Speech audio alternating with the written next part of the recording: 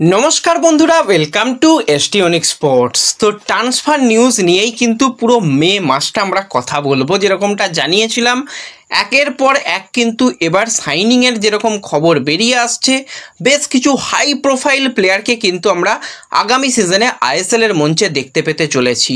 তো ইস্ট বেঙ্গল তো দল গঠন যথেষ্ট ভালো করছে অন্যান্য বছরের তুলনায়, এবং সবথেকে ভালো লাগছে অ্যাডভান্স দল গঠনের কাজে কিন্তু ইস্ট বেঙ্গল নেমে পড়েছে। দুজন বিদেশি প্লেয়ার চূড়ান্ত হয়ে গেছে। ট্রান্সফার উইন্ডো ওপেন হলে অফিসিয়াল সিগনেচার কমপ্লিট করে তাদের নাম ঘোষণা করা হবে। আরও এক বিদেশি প্লেয়ারকে নিয়ে কাল রাতেই আমরা কথা বলেছিলাম। তো সেই প্লেয়ারকে নিয়ে কিন্তু আজকে অনেক রকম কথাবার্তা হয়েছে সারা দিন ধরে।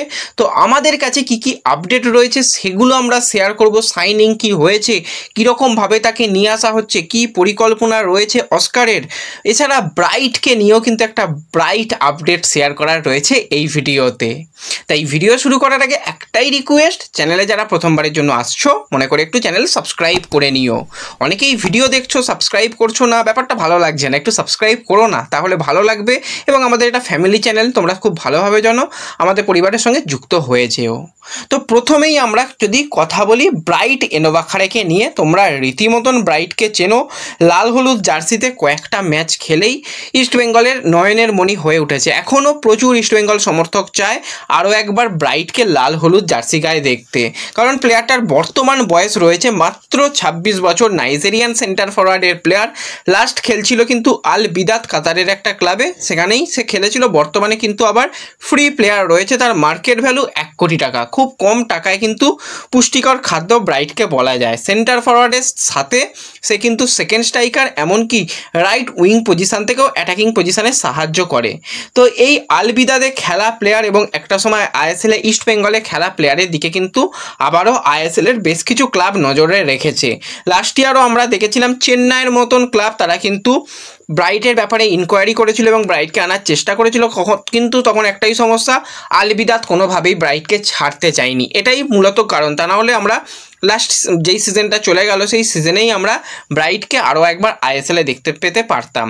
কিন্তু বর্তমানে একদম ফ্রি প্লেয়ার রয়েছে এবং আইএসএলের বেশ কিছু ক্লাব কিন্তু তার ব্যাপারে ইনকোয়ারি করেছে, তাকে কিন্তু নেওয়ার জন্য কথাবার্তাও শুরু করেছে। কিছুদিন আগে আমরা দেখেছিলাম এডমিনসন কোরিয়া, যে হায়দ্রাবাদে এসেছিল, এই আল বিদাত থেকেই ব্রাইটের বন্ধু, সেও এসেছিল। তো শোনা যাচ্ছে হায়দ্রাবাদের নাকি একটা নজর রয়েছে, সাথে চেন্নাইন এফসি এবং আরও কোনো একটা ক্লাব তারা কিন্তু এই ব্রাইটের দিকে নজর রেখেছে। হ্যাঁ, কথাবার্তা কতটা এগিয়েছে সেরকম কিন্তু আমাদের কাছে আপডেট নেই, কিন্তু নজর রয়েছে এই ব্রাইটের দিকে। তো দেখা যাক পরবর্তী সিজনে আমরা ব্রাইটকে দেখতে পাই কিনা, কারণ লাস্ট সিজনেও কথাবার্তা বলার পরও ব্রাইটকে আনা সম্ভব হয়নি। তো দেখা যাক কি হয় না হয়। এবং ব্রাইট ইস্টবেঙ্গলে খেলেই তার নামটা বেশি ভালো হয়েছিল, তাছাড়া কিন্তু অন্যান্য ক্লাবে সেইভাবে সুযোগ পায়নি। আর সবথেকে প্লেয়ারটার মধ্যে যেটা নেগেটিভ ব্যাপার, তার কোনো রকম ডিসিপ্লিন নেই। একটা ডিসিপ্লিন মেনটেন করা দরকার, তার ধারে কাছে দিয়ে ব্রাইট যায় না। ব্রাইটের একটা অন্যরকম মুডি প্লেয়ার, তো এইভাবে অন্তত ফুটবলকে দীর্ঘদিন ধরে চালিয়ে নেওয়া যায় না। তো সেইগুলো যদি ভুলভ্রান্তিগুলোকে শুধরে নিয়ে যদি ব্রাইট আবার খেলায় মন দেয়, নিঃসন্দেহে কোয়ালিটি প্লেয়ার তো বলাই যায়। ক্লাব কেরিয়ারে তার 144 ম্যাচে 14টা গোল, 10টা অ্যাসিস্ট করারও অভিজ্ঞতা রয়েছে। তো দেখা যাক ব্রাইটকে আমরা পরের সিজনে দেখতে পাই কি না। এবং একটা ব্যাপার আমরা যখন দেখি যে কোনো প্লেয়ার আইএসএলে খেলে গেছে, তারপর যথেষ্ট নাম করেছে, সেই প্লেয়ারের দিকে তাকাতেও ভালো লাগে, এবং সেই প্লেয়ার যদি আবারও আইএসএলে ফেলে সেটা কিন্তু আমাদের দেখতেও ভালো লাগে। এরকম বেশ কিছু প্লেয়ার হয়েছে। তোমরা কিছুদিন আগেই দেখেছিলে কেরালা ব্লাস্টার্স, তারা কিন্তু প্রি কন্ট্যাক্ট সাইন করিয়ে নিয়েছিল সার্জিও ক্যাস্টেলার সঙ্গে, যে কিন্তু একটা সময় জামশেদপুরে খেলে যাওয়ার পর বেশ কিছু বড় লিগে বড় ক্লাবে খেলেছে, মার্কেট ভ্যালুও যথেষ্ট ভালো হয়েছিল, একটা সেরা ছন্দে রয়েছে। তো সেই রকমভাবেই কিন্তু একজন আইএসএলে খেলে যাওয়া প্লেয়ারের কিন্তু বর্তমানে মার্কেট ভ্যালু 12 কোটি টাকা। তো প্লেয়ারটাকে নিয়ে একটু আপডেট তোমাদের সঙ্গে শেয়ার করে নিই। 27 বছর বয়সী ইউক্রেনের মিডফিল্ডারের প্লেয়ার ইভান কালুইচিনি, তো যাকে কিন্তু আমরা কেরালা ব্লাস্টার্সের জার্সি গায়ে আইএসএলে প্রথমবারের জন্য দেখেছিলাম এবং যথেষ্ট ইমপ্রেসিভ পারফরমেন্স করেছিল। সেখানে কেরালার জার্সি গায়ে কিন্তু মিডফিল্ডের প্লেয়ার হলেও 19 ম্যাচে 4টে গোল, 1টা অ্যাসিস্ট করতে দেখেছিলাম। বর্তমানে কিন্তু যেই ক্লাবের সঙ্গে যুক্ত রয়েছে সেই ক্লাবেও কিন্তু 2টো গোল 2টো অ্যাসিস্ট করেছে। তো দেখো একজন মিডফিল্ডারের কাজ কি, মাঝমাঠকে সে ঠিকঠাকভাবে চালনা করা। যেহেতু ডিফেন্সিভ মিডফিল্ডার বা সেন্ট্রাল মিডফিল্ডারে খেলতে পারে, তো সেক্ষেত্রে ডিফেন্সিভ ওয়ার্কটাই বেশি থাকে। কিন্তু ইভানের সবথেকে ভালো হচ্ছে তার উচ্চতা, একটা ভালো উচ্চতার প্লেয়ার এবং তার বডি স্ট্রাকচার খুবই ভালো। এবং কেরালা ব্লাস্টার্সকে কিন্তু আইএসএল ফাইনালে তোলার পিছনে ইভানের অবদান অনেকটা ছিল। শুধুমাত্র যে সে ডিফেন্সিভ মিডফিল্ডার, সেন্ট্রাল মিডফিল্ডার নয়, প্রয়োজনে কিন্তু সেন্টার ব্যাক এবং সেন্টার ফরওয়ার্ডেও খেলে দিতে পারে। তো ভার্সেটাইল প্লেয়ার বলা যেতে পারে, যদিও সেন্টার ফরওয়ার্ডে একটাই ম্যাচ খেলেছিল, সেখানে আবার একটা গোলও পেয়েছিল। তো একদম পারফেক্ট কিন্তু অলরাউন্ডার প্লেয়ার বলা যায় এই ইভানকে। তো যার বর্তমান মার্কেট ভ্যালু 12 কোটি টাকা। আইএসএলে যখন এসেছিল তার মোটামুটি মার্কেট ভ্যালু ছিল ওই 2 কোটি 2.5 কোটি টাকার কাছাকাছি। তো বর্তমানে তার পারফরমেন্স এতটাই ভালো হয়েছে, তার এখন মার্কেট ভ্যালু গিয়ে দাঁড়িয়েছে 12 কোটি টাকায়। তো যথেষ্ট ভালো কিন্তু নিজেকে মেলে ধরেছে। এবার এই ইভানের কাছে কিন্তু আইএসএলের ক্লাবের কিছু অফার গেছে বলেই শোনা যাচ্ছে, কারণ একটাই, তার বর্তমান ক্লাবের সঙ্গে কিন্তু তার কন্ট্রাক্ট শেষ হয়ে আসছে এবং ইউক্রেনের ফার্স্ট টায়ার লিগের ক্লাবে সে যুক্ত রয়েছে এবং সেই ক্লাবের সঙ্গেও কিন্তু কন্ট্রাক্ট এক্সটেনশনের একটা ব্যাপার তো রয়েছে। তারাও চাইছে ইভানকে ধরে রাখতে এবং আইএসএল এর কিছু ক্লাব কিন্তু তাকে অ্যাপ্রোচ করার চেষ্টা করছে তাদের ক্লাবে নেওয়ার জন্য। তো সেক্ষেত্রে একটা ক্লাবের নাম আমি বলতে পারি, তারা হচ্ছে পাঞ্জাব এফসি। তারা কিন্তু একটা ইনকোয়ারি করেছিল আগের সিজনেই এই ইভান কালুজিনির ব্যাপারে, কিন্তু তখন তাকে আনা সম্ভব হয়নি। সেই জায়গায় ফুলকা ভিদালকে তারা সাইন করিয়েছিল। তো এই বছর আরও একবার কিন্তু পাঞ্জাব এফসি এই ইভানের দিকে নজর রেখেছে, যদিও এখনই একটা প্রাইমারি তার কাছে অফার গেছে, এখনও সেরকম বেটার কিছু অফার যায়নি। তো পরবর্তী সময় যদি আরও বেটার কিছু অফার যায় বা কথাবার্তায় এগোয় অবশ্যই জানাবো।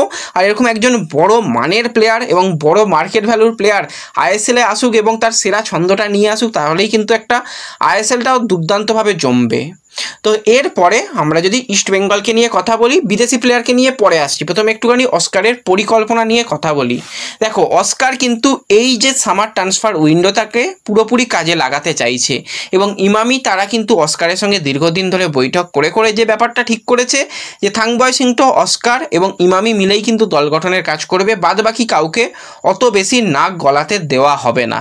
যে যা অ্যাডভাইস দেবে দাও, কিন্তু আমরা আমাদের কাজটা করব। তো সেইভাবেই অস্কারের পছন্দের প্লেয়ারদের দিকেই কিন্তু ইস্টবেঙ্গল নজরে রেখেছে। যেমন ইন্ডিয়ান সাইনিং হচ্ছে, বিদেশি সাইনিং হচ্ছে, আরও বেশ কিছু সাইনিং ইস্টবেঙ্গলের জন্য হতে চলেছে। মোটামুটি আর 7 থেকে 10 দিনের মধ্যে কিন্তু আরও বেশ কিছু অফিসিয়াল সাইনিং কমপ্লিট করে ফেলবে বলেই শোনা যাচ্ছে ইস্টবেঙ্গল। তো পুরোপুরি অস্কারের প্ল্যানিংয়ে যাচ্ছে। তো সেই অস্কারের প্ল্যানিংয়ের মধ্যে কিন্তু ইস্টবেঙ্গল নজরে রেখেছে। তোমাদের কালকে রাতেই জানিয়েছিলাম যে 29 বছর বয়সী প্যালেস্টাইনের ডিফেন্সিভ মিডফিল্ডারের প্লেয়ার বা মিডফিল্ড পজিশনের নানান রকম পজিশনে খেলতে পারে সেই মিডফিল্ডার মোহাম্মদ রাশিদ, যে কিন্তু বর্তমানে পার্সাবাইতে যুক্ত রয়েছে এবং তার মার্কেট ভ্যালু 2 কোটি, ওই 2-2.5 কোটির কাছাকাছি।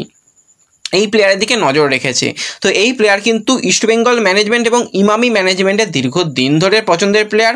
কার্লেস কোয়াদ্রাস যখন হিজাজি মাহেরকে এনেছিল, তো তখন এই মোহাম্মদ রাশিদকেও আনতে চেয়েছিল, কারণ এই দুজনের এজেন্ট কিন্তু সেম এজেন্ট। অনেক চেষ্টা করেও তখন বালি ইউনাইটেডের এই প্লেয়ারকে আনা সম্ভব হয়নি। এই মুহূর্তে কিন্তু ইস্টবেঙ্গল কথাবার্তা চালাচ্ছে, এটুকু ঠিক।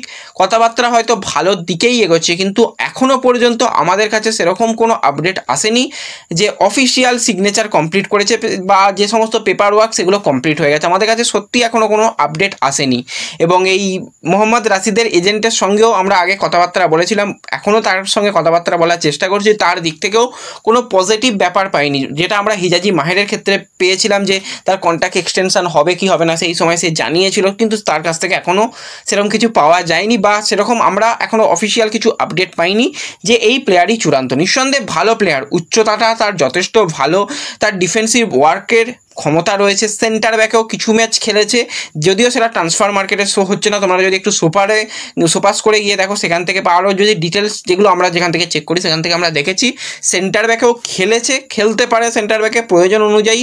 মূলত ডিফেন্সিভ মিডফিল্ডার এবং তার কিন্তু বডি স্ট্রাকচার দুর্দান্ত, যে কোনো সময় যে কোনো প্লেয়ারকে আটকে দেওয়ার ক্ষমতা রাখে। তো এই রকম প্লেয়ার যদি আসে ইস্টবেঙ্গলের জন্য নিঃসন্দেহে ভালো অপশান হবে, কিন্তু এখনও সিগনেচার হয়নি। চূড়ান্ত পর্বে কথাবার্তা হয়তো চলছে।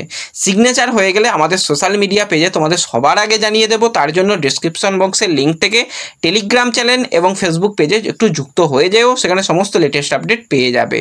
তো আশা করি সমস্ত ব্যাপারগুলো বোঝাতে পারলাম। যদি ভিডিও ভালো লাগে অবশ্যই একটু লাইক করে দিও, বন্ধুদের সঙ্গে শেয়ার করে দিও, আর নতুন এলে সাবস্ক্রাইব করে নিও। তো দেখা হবে পরবর্তী ভিডিওতে। ধন্যবাদ।